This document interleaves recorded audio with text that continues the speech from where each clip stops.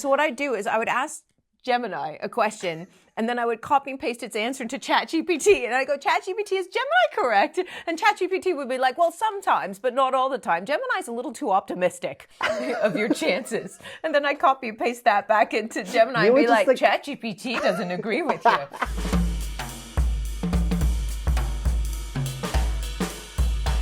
Hello, my name is Ben. This is Ria. Hi. This is What Do You Want to Talk About? What do you want to talk about? Everything. I want to talk about anything and everything, but like as long as I'm in it. Okay. Do you know what I mean? Yeah. Like the casting of my dreams. Let's start there. Okay. I used to dream I could fly.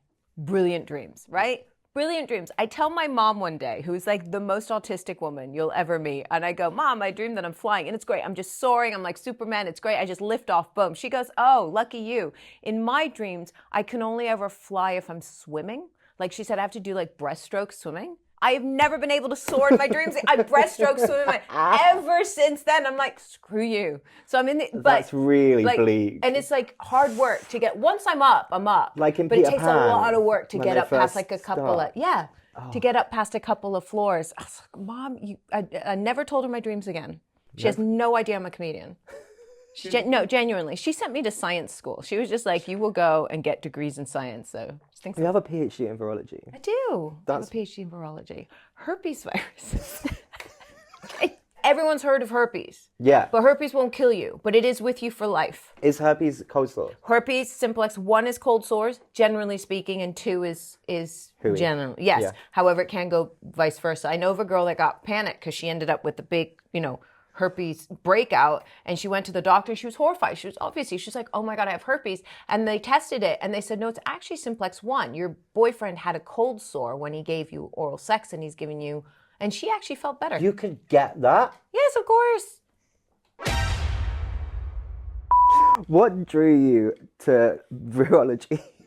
I was a slightly unusual teenager. Yeah. I just found viruses fascinating, just all viruses. I loved my biology teacher. I don't wonder, you can just have one of those teachers that's just there for you. And he was there for me, and he was a really special guy. And there were only 2 people in my biology class when I was a senior in high school, so that helped. He made me fall in love with the subject, and I found viruses particularly fascinating because they are the closest thing to like alien life that we have on the planet. They can wreak absolute havoc on a worldwide scale, as we just felt during the pandemic, and yet they are smaller. You can't even see them with the human eye. And I just thought, this is amazing. Like, how did this develop? Where did it come from? Because they're not life. That's the thing. Viruses are not alive, but they're still part of the biosphere. And also they can evolve and change, and that's what I find fascinating about them, is that you sort of have your like virus, like a cold, a flu, but the different versions of that within it that change and adapt. Yeah, a lot of opportunity for recombination, evolution. I mean, just looking at the different strands of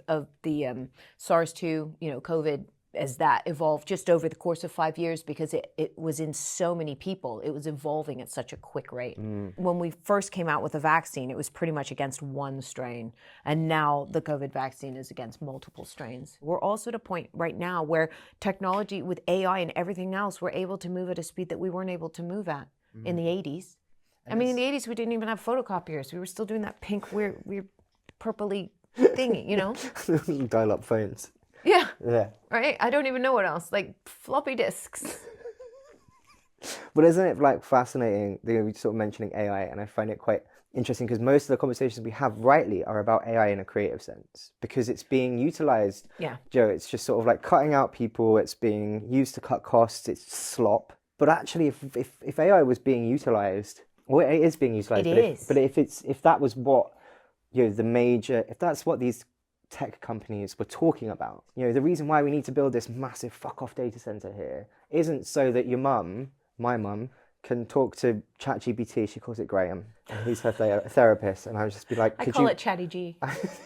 Chatty G, talk to me. Just like, she's like, I asked Graham, I'm like, who the fuck is Graham?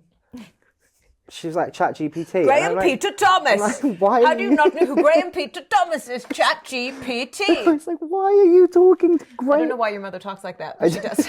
In my mind, that's your mother. She's a little bit like Mrs. Bouquet. She's a bit more like Pam and Gavin and Stacey. Is she? She's very like, oh, my little prince. Oh. But she's just like, oh, I'll ask Graham. Okay, stop. like, use your brain. Also, that is not, you can't use ChatGPT for therapy, mum. You can't, like, it's not helpful. Can I just say you can? It's telling you what you want to hear. And is she happier for it? No. Okay, fine. No, fair enough. Do you know what? I'll fully admit I got ghosted by a guy before Christmas, and it hurt. Yeah. All right, it hurts. Obviously, when you get ghosted, you talk to some friends, but you can tell when the friends are like, "Can you get over him? He's an like, get over him." And I'm like, no, he's not. So I just turned to ChatGPT and I just went, right, because I, as an autistic, just need the same answer over. I just need to ask the same question over and over and over again. Yeah. Which I can ask one friend once, and then I can ask like 5 friends the same question once. Yeah. But I still, and so I just did that. I just went, actually, it was really useful for me to just go, just remind me again. And it'll be like, I told you yesterday this. And I'll be like, oh yeah, that's right. Okay, that's fine. Did you actually say I told you yesterday? No, it That would didn't. be really, And in fact, start getting sassy with you. and then I started testing it against Gemini to see, because they actually have different therapeutic styles. I was like, this is insane.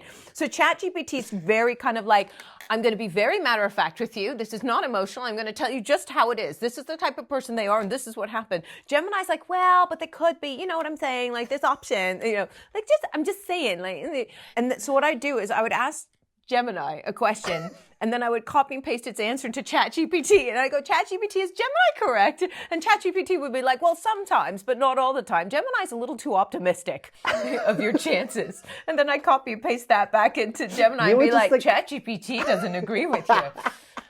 I tell you what, best therapy session ever. That's like the equivalent of playing your like newly divorced parents off against each other. I know.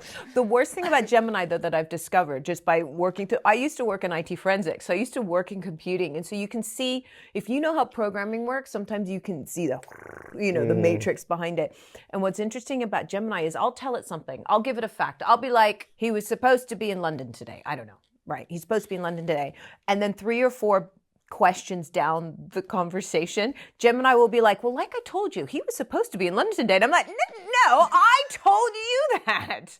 Wait, and it will just accumulate. It won't remember who said what unless you remind it. And you actually, I told you that. And then it'll be like, oh, yes, quite right. Sorry about that. That is your fact of the day. So it's really interesting to see how it goes. Whereas ChatGPT sometimes just loses its memory. I was going to say that's almost like, so playing them off against each other was like newly divorced parents. Yeah. That's them forgetting who said what and then taking it as their own. It's like talking to a 9 or 11-year-old. Oh, welcome to parenthood, where you never get credit where credit is due. Wait till Christmas, where you do all of the work, you do all of the wrapping. Thank you, Santa. You Santa. It wasn't even Dad either. It was Mom Santa. It wasn't Dad Santa. Dad went to bed early because he was done. Mom stayed up and wrapped all the presents and then stuffed the turkey. How do you go from a PhD in virology? Nailed that. And let me say that again. Yeah, virology. How do you go from a PhD in virology? That was really good. You really emphasized I it, did. though. Virology. Virology, because I know how to say it. Because I go viral. How do you go from that and from forensic computing to being this astounding comedian that you are? The signs were always there. What teenager goes, oh, I love viruses as a teenager? Like, the signs were there. I was autistic, but we just didn't know it. And also, like, I got a PhD when I was like 23 years old. Like, it was, the signs were there. Yeah. And then, really? yeah, That's I was wild. young. I finished my bachelor's at 19. So I did a PhD because I was 19 years old. I was done with my bachelor's going, I don't want to get a job. I'm only 19. Like, everybody else is still having, I don't want to get a job. Yeah. And it just felt weird. So I just went straight back into school. Like, it was a safety net. But then the next thing you do after your bachelor's, if you've gotten a 2-1 or higher, you can just go straight to PhD. So I went, okay. It's you writing for yourself and working for yourself. I mean, I suppose you have to love self-employment to a certain degree. I'm amazed at people who don't. Like, my sister has always been employed. And I'm like, start a business with me. Let's do this. She's like, nothing sounds more horrific than, maybe it's the business with me bit. But anyway, I was just going, why? Am I the problem? No, can't be. No, can't be. She loves me. But I'm amazed at how many people just want to go to work, get paid, have a paycheck, and live their life, which is actually that very Gen Z-y kind of attitude, isn't it? You pay me till 5. I'm not doing extra. I'm not staying after. That's my life. I work in order to be able to go out at 5. Yeah, or to go home and watch TikTok. Or to go home and watch TikTok. Oh, you got auto scroll on there? No, not me. Them. I'm out here living my life. I'm not.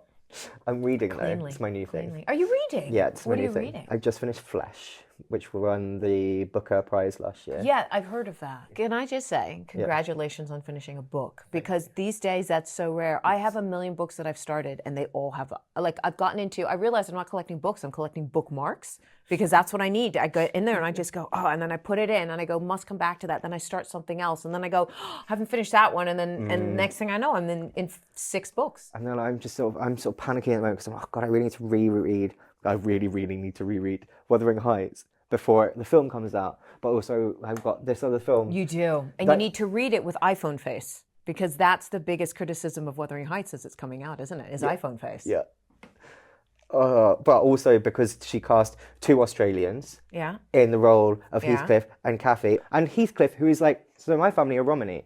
Heathcliff is the one single bit of representation that we have that isn't Esmeralda. Oh my gosh, of course. He's supposed to be a gypsy. Yeah. Let us have one thing. And also she's put it in quotation marks, which is just a rant about Wuthering Heights now. She's put the title of the film in quotation marks because one could never properly adapt a book like Wuthering Heights. Not with that attitude, Emerald Fennell. Then change the title. Yeah, innit? Call it something else. 100%, which means that what she's done is she's done some of it, and then she's going to have exactly what she does in all her films, which is like a violent sexual turn at the beginning of the 3rd act.